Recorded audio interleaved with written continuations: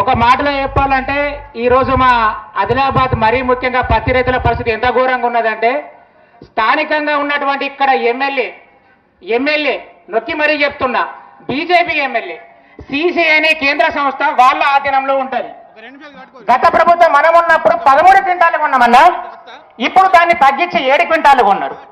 ఒకవేళ నీ గవర్నమెంట్ ఆ రోజు ఎలక్షన్స్ అప్పుడు ఏమని చెప్పిండ్రు, ఇక్కడ నేను గెలిస్తే సీఎం కేసీఆర్ ఉన్నా రేవంత్ రెడ్డి ఉన్నా నాకు సంబంధం లేదు, నేను ఢిల్లీలో ఉన్న కేంద్ర మంత్రులను ఒప్పించి ఇక్కడ ప్రతి కార్యక్రమం అభివృద్ధి చేస్తా అని చెప్పిండు.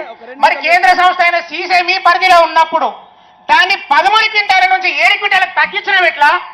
అదే 13 క్వింటాలని మీ రైతుల మీద ప్రేమ ఉంటే దాన్ని 15 క్వింటాలన్నా చేయాలి.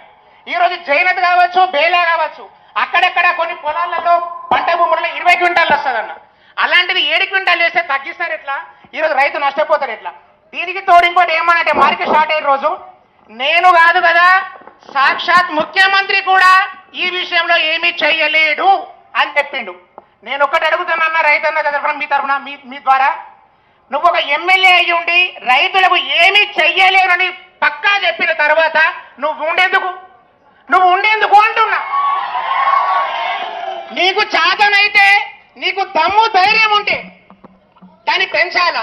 మొన్న మా జోగురామన్న గారు ఎంపీ ఇల్లు ముట్టడిస్తే అప్పుడు హుటాహుటిన ఎక్కడ మాయిపులు వరుగుతాయని చెప్పేసి వాళ్ళ కాళ్ళ కింద భూమి కదిలొచ్చి ఇప్పుడు 12 క్వింటాలు చేసే ప్రయత్నాన్ని మొదలు పెట్టిండ్రన్న.